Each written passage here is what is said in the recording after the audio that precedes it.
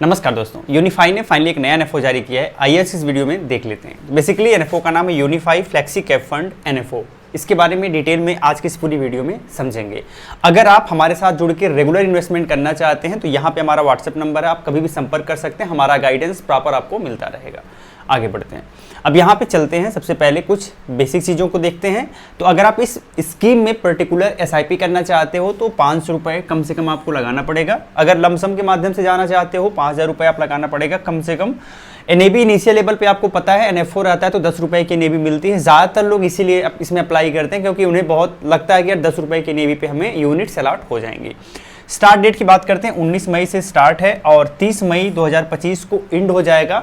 इसके बाद आपका अलॉटमेंट होगा लगभग एक वीक में और 12 जून 2025 से स्कीम रीओपन हो जाएगी, यानी फिर से कोई खरीद सकता है, बेच सकता है। बात करें अगर बेंचमार्क की तो निफ्टी 500 ट्राई है, तो निफ्टी 500 ट्राई से कंपनियां सिलेक्ट की जाएंगी इसके लिए और उन कंपनियों में पैसा लगाया जाएगा। अब बात करते हैं एग्जिट लोड। तो अगर आप पैसा निकाल रहे हो 1 साल या फिर उससे पहले तो आपको 1% एग्जिट लोड देना पड़ेगा।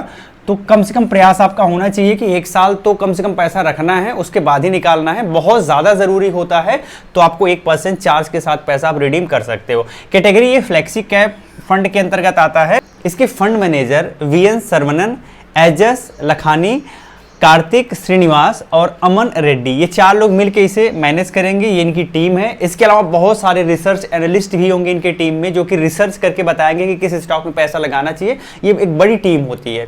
अब यहाँ पे इक्विटी में मिनिमम 65% एक्सपोजर रखा जाएगा, कम से कम इतना तो रखना जरूरी है। बाकी मैक्सिमम 100% तक अगर ये चाहें तो अपने विवेक के हिसाब से रख सकते हैं। डेट में मिनिमम की कोई बाध्यता नहीं है कि यार मिनिमम आपको रखना ही पड़ेगा, बट मैक्सिमम की बाध्यता है कि 35% से ज़्यादा एलोकेशन डेट में नहीं किया जा सकता। इसके अलावा रियल इस्टेट एंड इंफ्रास्ट्रक्चर के ट्रस्ट में अगर आप कुछ पैसा लगाना चाहो तो मैक्सिमम 10% तक लगा सकते हो, वो आपकी मर्जी है। मिनिमम की कोई बाध्यता नहीं है। एक्सपेंस रेशियो की बात करते हैं तो अप टू 2.25% एक्सपेंस रेशियो है जो कि असेट अंडर मैनेजमेंट यानी एयूएम के बढ़ने के साथ धीरे धीरे कम होता जाएगा। स्कीम की बात करें तो कुछ बेसिक फाउंडेशन पर ये स्कीम बनाई गई है। पहला तो फाउंडेशन ये है कि यहाँ पे डीप बॉटम अप रिसर्च किया जाएगा जिसमें बहुत सारे फैक्टर को शामिल किया जाएगा और उसके बाद देखा जाएगा कि कौन से स्टॉक इस पहले वाले क्राइटेरिया को फुलफिल करते हैं। इसके बाद सेकंड क्राइटेरिया वैल्यूएशन फ्रेमवर्क, जिसमें स्टॉक का वैल्यूएशन किया जाएगा और वैल्यूएशन करके देखा जाएगा कि कौन से स्टॉक हैं जो कि वैल्यूएशन के क्राइटेरिया पे फुलफिल होते हैं, फिट बैठते हैं। और तीसरा पोर्टफोलियो मैनेजमेंट है जिसमें रिस्क कंट्रोल को ज्यादा फोकस किया जाएगा। यहां पर आप देख सकते हैं कि गवर्नेंस एंड लीडरशिप को फोकस किया जाएगा। जो आप स्टॉक पिक कर रहे हो उसकी अर्निंग पोटेंशियल कैसा है तो अर्निंग क्वालिटी को देखा जाएगा। कैपिटल इफिशियंसी, अपने कैपिटल को कितने अच्छे तरीके से वो यूटिलाइज करके अर्निंग कर पा रहा है, कैपिटल इफिशियंसी को देखा जाएगा और लीवरेज को देखा जाएगा। साथ ही साथ ये भी देखा जाएगा कि उस कंपनी में ज़्यादा डेट तो नहीं है। ये सारी चीज़ें कंसीडर की जाएंगी, अच्छे से फंडामेंटल एनालिसिस किया जाएगा। तो मान लीजिए जैसे निफ्टी 500 है तो 500 स्टॉक में से स्टॉक इन पैरामीटर पर सिलेक्ट किया जाएगा। कम स्टॉक जब रहेंगे, लगभग 50-60 स्टॉक रहेंगे, उन 50-60 स्टॉक में पैसा लगाया जा सकता है। तो ये चीज़ आपको ध्यान रखना है। अब यहाँ पर बॉटम अप रिसर्च फाउंडेशन की मदद ली जाएगी। Maintenance, diligence and construction and diversification, ये कुछ बेसिक फैक्ट है, बेसिक इसके नींव है जिसके बिहाफ पे ये काम करेगा।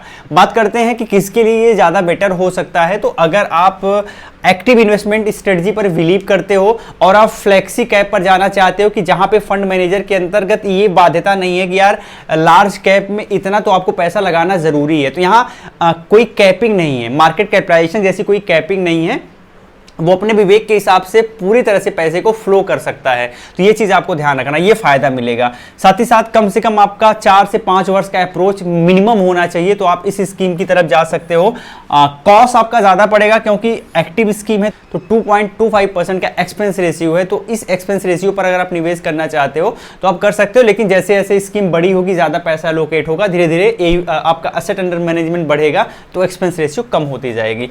अब रिस्क एपेटाइट की बात करते हैं तो ये स्कीम उसके लिए है जिसका रिस्क एपेटाइट ज्यादा हो, काफी ज्यादा हो, उसके लिए ये स्कीम ठीक है। बात कर लेते हैं यहाँ पे कुछ रिस्क की। तो यहाँ कुछ प्री बिल्ट रिस्क है, आप एक बार देख लीजिएगा। और अगर रिस्कोमीटर की बात करें तो बता रहा है कि इसका बेंचमार्क वेरी हाई रिस्क की कैटेगरी में आता है। और अगर बेंचमार्क वेरी हाई रिस्क की कैटेगरी में आता है तो स्कीम का रिस्क भी वेरी हाई रिस्क की कैटेगरी में आ जाएगा। तो इस स्कीम के बारे में जो इंपॉर्टेंट चीजें हैं वो हमने डिस्कस। अब अगर एक ओवरव्यू की बात करें तो अब ये बहुत ज्यादा पॉपुलर फंड हाउस नहीं है, इसके बहुत सारे स्कीम्स नहीं है एक तरीके से, और हिस्टोरिकल बहुत जो बड़े बड़े फंड हाउस है बहुत दिन से काम कर, उनके हिसाब से हम देखेंगे तो ये एक प्रकार से आपको नया लगेगा। साथ ही साथ यहाँ पे जो स्कीम है, स्कीम बाय डिफॉल्ट देखने से अच्छी है क्योंकि फ्लेक्सी कैप स्कीम अच्छी होती है, इसमें काफ़ी फ्लेक्सिबिलिटी देखने को मिलती है। साथ ही साथ एक्टिव स्कीम है तो यहाँ पे एक्टिव मैनेजमेंट किया जाएगा तो आपका एक्सपेंस रेशियो बढ़ जाएगा 2.25%, अप टू के करीब यहाँ एक्सपेंस रेशियो बढ़ जाएगा। साथ ही साथ अगर आप लंबे समय 5 साल या फिर इससे ज़्यादा निवेश करना चाहते हैं तो ये स्कीम कंसीडर किया जा सकता है, बट ज़रूरी नहीं है कि ये स्कीम अच्छा ही परफॉर्म करे क्योंकि यह एक एनएफओ है। अब देखना पड़ेगा कि फ्यूचर में आपके फंड मैनेजर इस एनएफओ को कहाँ तक लेके जाते हैं, कैसा रिटर्न जनरेट करके देते हैं इन्वेस्टर्स को। अगर आप इसमें निवेश करना चाहते हैं अपने फाइनेंशियल एडवाइजर से सलाह जरूर ले लीजिएगा। यह एक एजुकेशनल पर्पस की वीडियो है, कोई बाई सेल इन्वेस्टमेंट रिकमेंडेशन नहीं है। और अगर आप हमारे साथ जुड़ के रेगुलर फंड में निवेश करना चाहते हैं हमारे गाइडेंस में, तो प्रॉपर गाइडेंस के लिए आप यहाँ पर संपर्क कर सकते हैं और हमारे साथ जुड़ के निवेश कर सकते हैं। फिर मिलते हैं, तब तक के लिए जय हिंद।